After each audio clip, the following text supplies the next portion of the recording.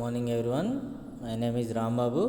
I am a lecturer in computer science, Sarsari R.D. College for Women, Eluru. Now I am discussing about e-commerce subject, 6th semester for 3rd BCom computer application students. Today's topic is taxation and encryption policies, contracts, internet fraud, consumer and seller protection. Coming to taxation and encryption policies, the development of e-commerce has revolutionized the way business operates. Today, the physical transactions are replaced by bytes of data.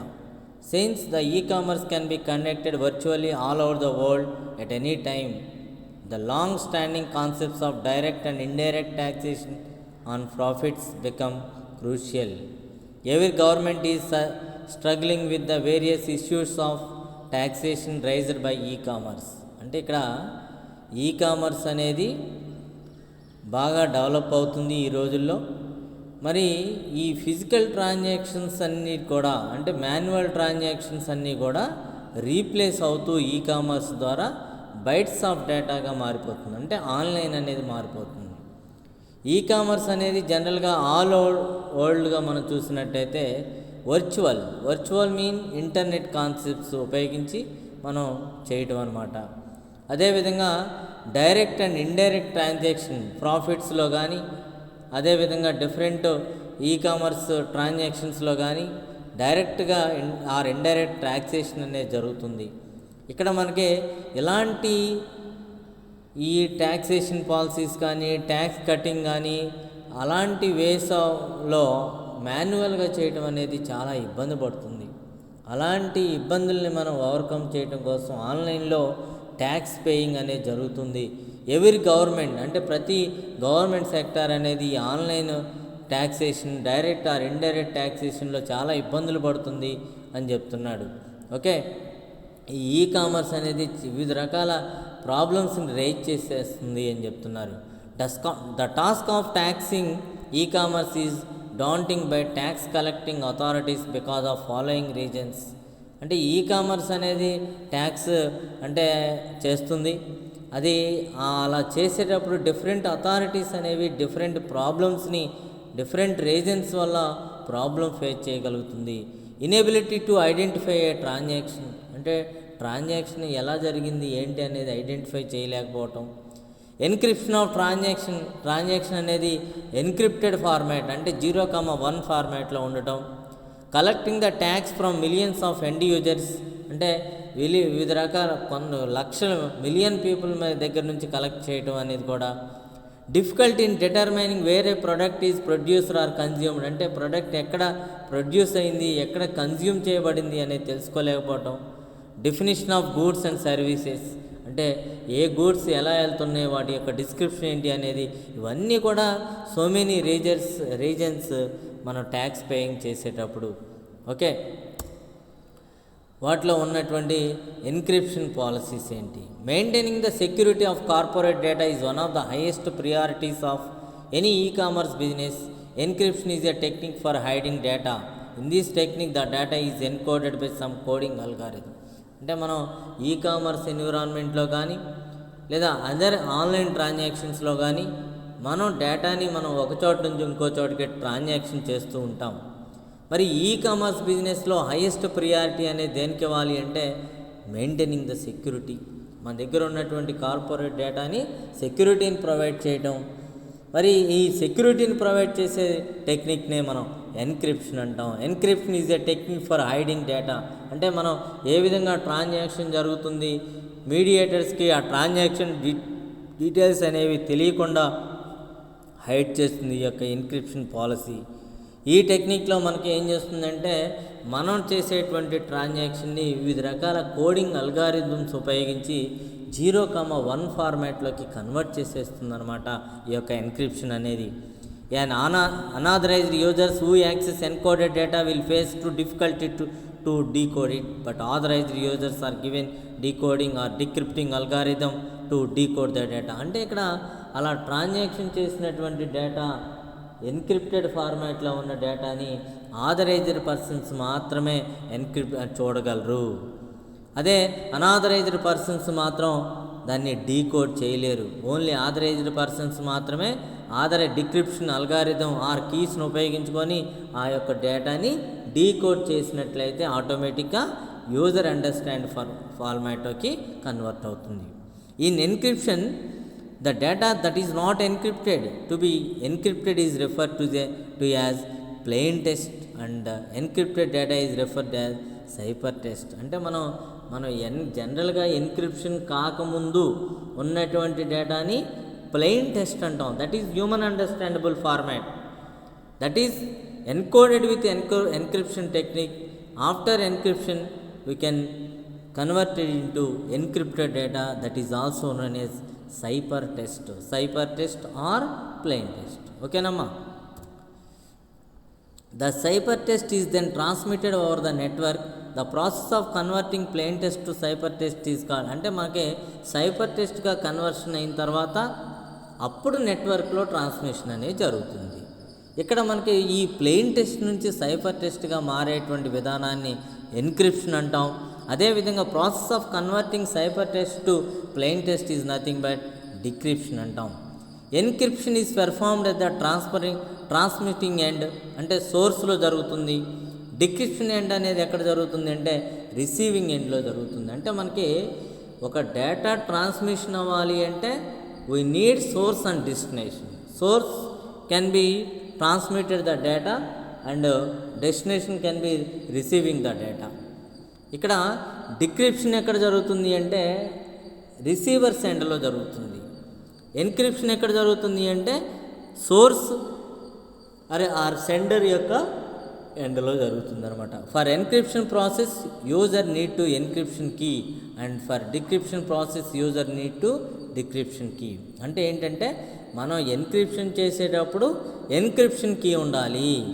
అదేవిధంగా decryption చేసేటప్పుడు decryption key ఉన్నట్లయితేనే we can convert into plain test and into cipher test or cipher test into plain test, whatever the user requirement. Computer encryption is based on the science of cryptography. అంటే ఈ విధమైనటువంటి plain test cipher test, ఆ cipher test plain టెస్ట్ని మనం ఏమంటాము అంటే ఈ యొక్క క్రిప్టోగ్రఫీ అంటాం. ఈ క్రిప్టోగ్రఫీ అనేది it is totally based on computer encryption which has been used throughout the history. The term is most often associated with scrambling plain text, sometimes referred as clear text process called encryption, then back again known as.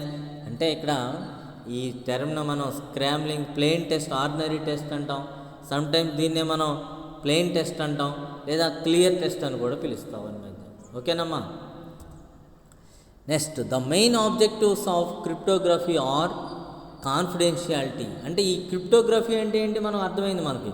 Plain text నుంచి cipher text, అంటే human understandable text నుంచి machine understandable text వరకు, లేదా machine understandable text నుంచి human understandable ఫార్మాట్లో data convert చేయడమే ఈ cryptography. ఈ క్రిప్టోగ్రఫీలో ఉన్నటువంటి మెయిన్ గోల్స్ ఏంటి అంటే confidentiality. These are all are encryption policies to ensure that the information is not read by anyone for whom it was unintended and it is ready only by authorized parties. అంటే only ఆ encrypted data లేదా information మొత్తం కూడా ఎవరైతే authorised parties ఉంటారో వాళ్ళు మాత్రమే access చేసుకునేలాగా ప్రొవైడ్ చేయటమే క్రిప్టోగ్రఫీ యొక్క main goal. Integrity, to ensure that information was not altered on storage transit between sender and intended receiver. అంటే once the sender is sending, after that receiver is receiving, we cannot altered, అంటే we cannot change because we are integrated to each other. అంటే data అనేది transmission అయిపోయింది. Non repudiation, to ensure that the sender of the information cannot deny at a larger stage his or her intentions in the creation or transmission of the information. అంటే మనం జరిగినటువంటి transactions అనేవి రిపిడేషన్, అంటే non రిపిడియేషన్, మళ్ళీ జరగకుండా చేయటం అనమాట. Authentication, to ensure that the sender and receiver can confirm each other's identity and the origin or destination of the information. అంటే ప్రతి సెండర్ అండ్ రిసీవర్ అనేవాడు కన్ఫర్మేషన్ చేయాలి ఆ యొక్క ట్రాన్సాక్షన్ని ఏదర్ ఆరిజిన్ స్టేజ్లో కానీ లేదా డెస్టినేషన్ స్టేజ్లో కావచ్చు. ఓకేనా. నెక్స్ట్ చూడమ్మా. Cryptography is used to protect email messages, credit card information and corporation data. One of the available techniques commonly used for encryption is a public key cryptography. In public key cryptography system each user has 2 keys, public and private key. అంటే మన క్రిప్టోగ్రఫీ అనేది ఏం చేస్తుంది అంటే email మెసేజెస్ని protect చేయటం, credit card క్రెడెన్షియల్స్ని ఇన్ఫర్మేషన్ని ప్రొటెక్ట్ చేయటం, మన దగ్గర ఉన్నటువంటి కార్పొరేట్ డేటాను కూడా ప్రొటెక్ట్ చేయడానికి ఉపయోగపడుతూ ఉందమ్మా. ఓకే. అదేవిధంగా మనకి ఈ డేటాని ప్రొటెక్ట్ చేయడానికి ఉన్నటువంటి పబ్లిక్ కీ క్రిప్టోగ్రఫీ టెక్నిక్స్ ఏంటి అంటే పబ్లిక్ అండ్ ప్రైవేట్ కీస్ అనే 2 keys ద్వారా ఈ యొక్క క్రిప్టోగ్రఫీ అనే మెథడ్ని ఉపయోగించుకొని ఈ యొక్క డేటాని సెక్యూర్గా ఉంచుతాయి అన్నమాట. The encryption and decryption algorithms are designed in a way so that only private key can decrypt data that is encrypted by public key.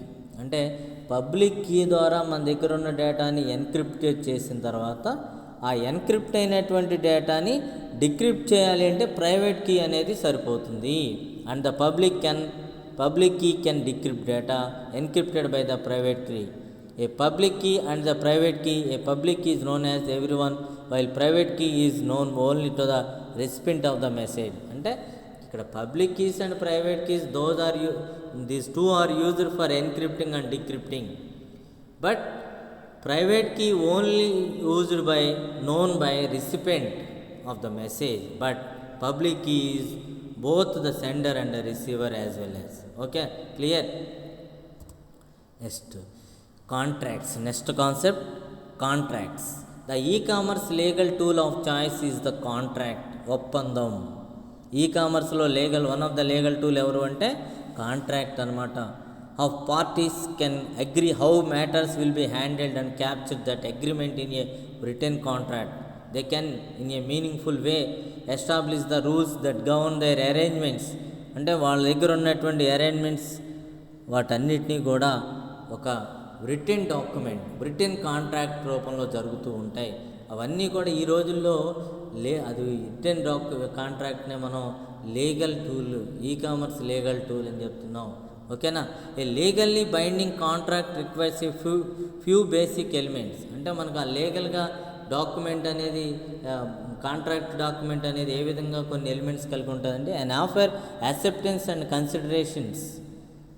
These requirements are difficult to establish when the human element in the processing of the transaction is removed and contracting is performed electronically.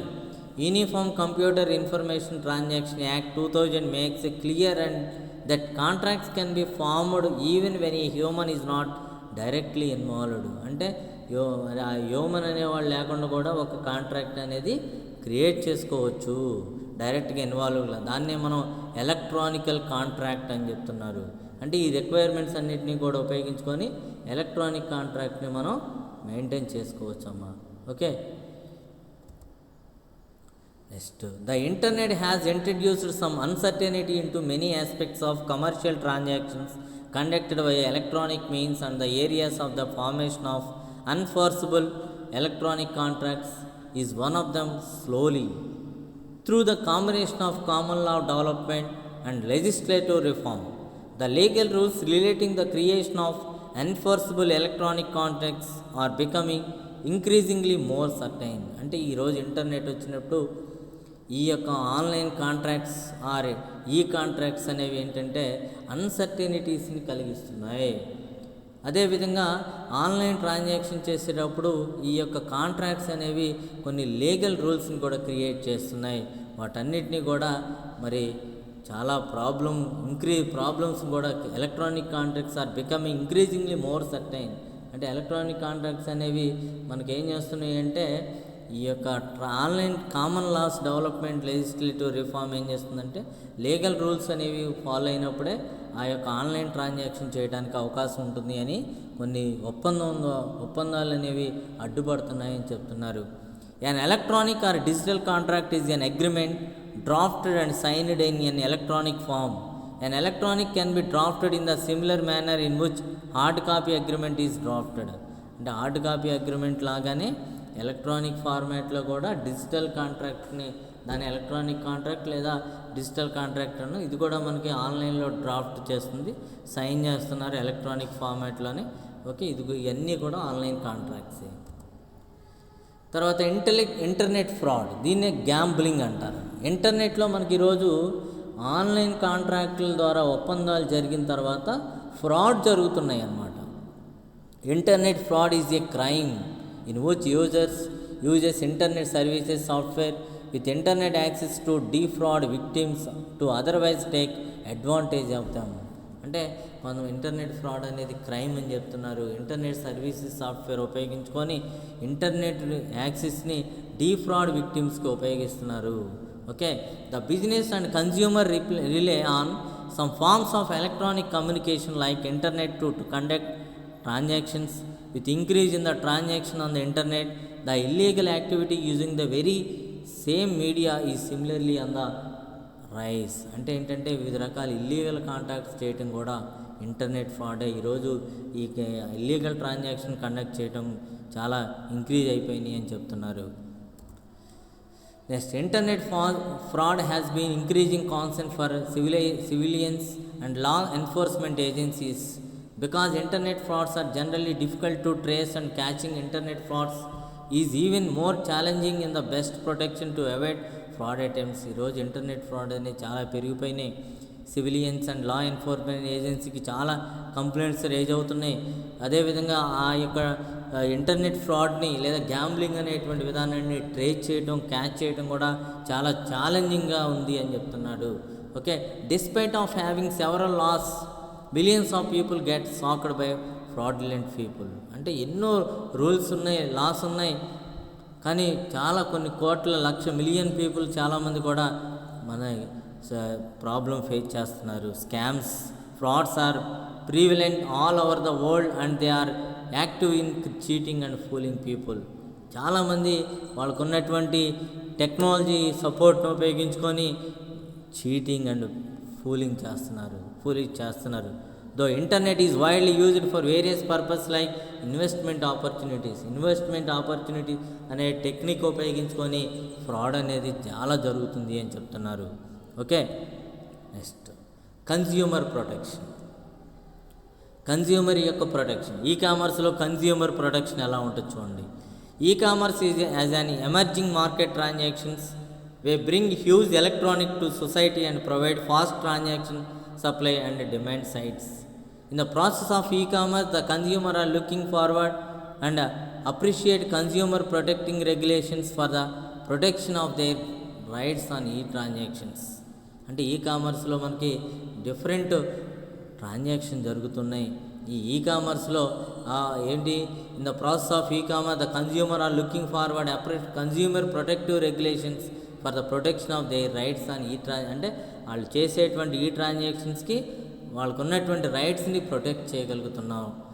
Consumer protection issues the context of e-commerce have gained constant amount of attention in both from academics and privacy makers. The existing consumer protection measurables such as consumer safety, information, options, fair trade rights, claims and other rights violations are still appear to be inadequate. There are numerous reasons for the protection of e-commerce consumer like creations of hackers, duplicate account, disclosure of privacy of information. Consumer protection అనేది ఇక్కడ different కాంటెక్స్ట్లో జరుగుతుంది అని చెప్తున్నాడు. ఈ academics and privacy makers, policy makers అనే వాళ్ళందరూ కూడా consumer protection పొందాలి.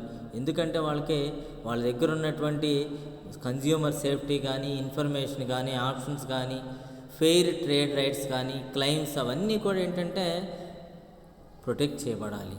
అప్పుడే మనకి ఆ కన్జ్యూమర్కి ఈ-కామర్స్లో ప్రొటెక్ట్ చేయబడినట్టు ఉంటుంది అనమాట. అదేవిధంగా private information, hacker, duplicate accounts create అవ్వకూడదు అనమాట. అలాంటివి కూడా ప్రాబ్లం ఫేస్ చేస్తాయి. వాటన్నిటినీ కూడా ఎప్పటికప్పుడు ప్రొటెక్ట్ చేస్తూ ఉండాలి.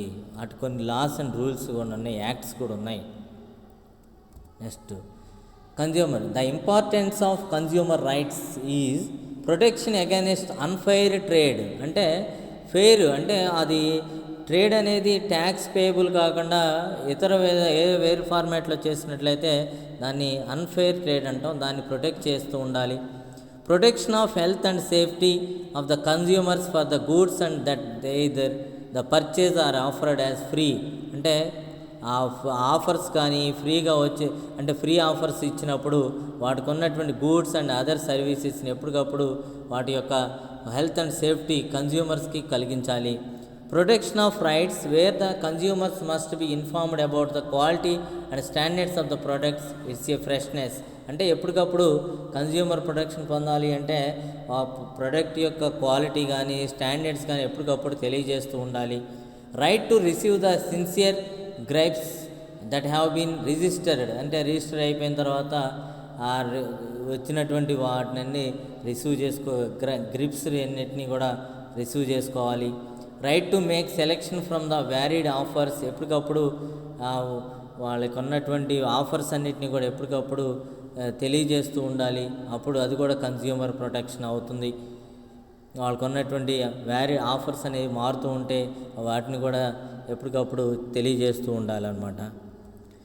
అదే in India the consumer protection act 1980 governs relations between the consumer and the provider of the service and goods. అంటే ఇండియాలో 1986లో కన్జ్యూమర్ ప్రొటెక్షన్ యాక్ట్ వచ్చింది. వారికి కన్జ్యూమర్కి అదేవిధంగా సర్వీసెస్ ఆర్ గూడ్స్ని ప్రొవైడ్ చేసే వ్యక్తికి రిలేషన్స్ని ప్రొవైడ్ చేస్తుందన్నమాట. The existing consumer laws of India is unable to protect e-commerce rights properly, so that consumer have to be more cautious and careful about the use of e-market for e-shopping. ఈ-మార్కెట్కి ఈ బిజినెస్కి అవి support చేయట్లేదు అని చెప్తున్నాడు. ప్రీవియస్గా ఉన్నటువంటి laws అనమాట.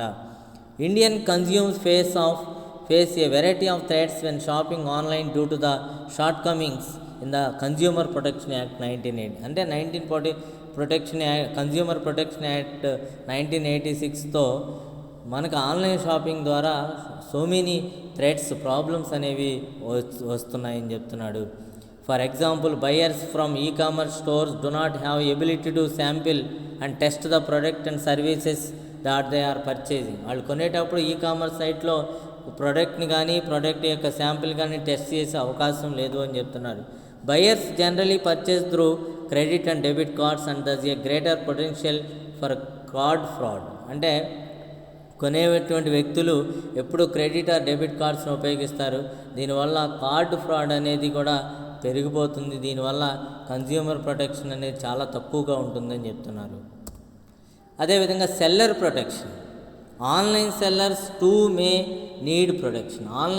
అంటే ఆన్లైన్లో అమ్మేటువంటి వ్యక్తులు కూడా ప్రొటెక్ట్ చేయబడాలి, రక్షణ కల్పించాలి. They must be protected against consumers who refuse to pay, who pay with bad checks and from buyers claims that the merchandise did not arrive. అంటే ఏంటంటే ఆన్లైన్ సెల్లర్స్ కూడా ప్రొటెక్షన్ ఉండాలని చెప్తున్నాడు.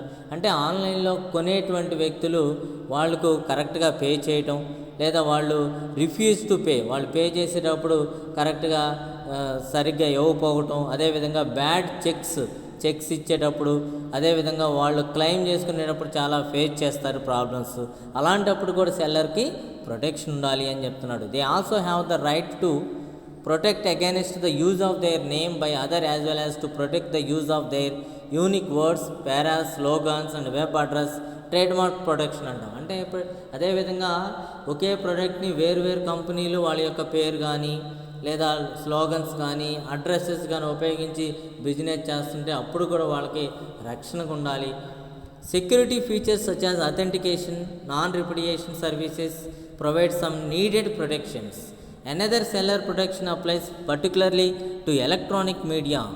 Sellers have legal resources against customers who download without permission copyrighted software, knowledge and use it and sell it to others. అంటే ఏంటంటే security features కూడా ఉండాలి. Authentication కానీ నాన్ రిపిడియేషన్ సర్వీసెస్ కానీ అవన్నీ ఉంటేనే ప్రొటెక్షన్ ఉంటుంది సెల్లర్కి కూడా. అదేవిధంగా ఎలక్ట్రానిక్ మీడియాను కూడా సెల్లర్కి సపోర్ట్గా ఉండాలి. అదేవిధంగా లేకపోతే ఏమవుతుందంటే కస్టమర్స్ అనేవాళ్ళు వాళ్ళ యొక్క కాపీరైటెడ్ సాఫ్ట్వేర్ని తీసుకొని వాళ్ళు కూడా యాక్సెస్ చేసుకునే అవకాశం ఉంటుంది.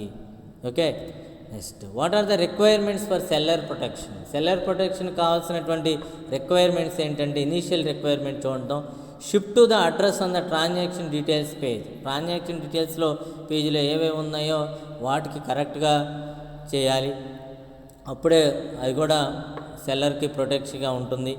The term the item sold must be physical tangible item that can be shipped. This means intangible items such as digital goods and service are not covered. అంటే మనకి ఫిజికల్గా టాంజిబుల్గా అంటే కరెక్ట్ అయిన ప్రోడక్ట్ని చేరవేసేలాగా ఉండాలన్నమాట. Your permanent address listed in your PayPal account must be in the United states. అంటే ఏంటంటే permanent address కరెక్ట్గా ఇవ్వాలి అని చెప్తున్నాడు అనమాట. అవన్నీ ఉంటే కరెక్ట్గా ఒక ప్రోడక్ట్ని పంపించగలరు, అప్పుడు ఆటోమేటిక్గా సెల్లర్కి ప్రొటెక్షన్ అనేది అచీవ్ చేయగలరు. Okay, next frequently asked questions. ఈ యూనిట్లో taxation and encryption policies, contracts and internet fraud, దీన్నే గ్యాంబ్లింగ్ అని కూడా అడుగుతారమ్మా అప్పుడప్పుడు, కన్జ్యూమర్ అండ్ సెల్లర్ ప్రొటెక్షన్. ఈ 3 క్వశ్చన్స్ 4th యూనిట్లో important questions. Okay, reference book చూసినట్లయితే David Whiteley e-commerce Tata McGraw-Hill 2000 edition, e-business by Parag Kulkarni and Sunita Jahirabadkar from Oxford University Press. ఈ 2 books మనకి reference books. Next ఫైనల్గా థ్యాంక్ యూ.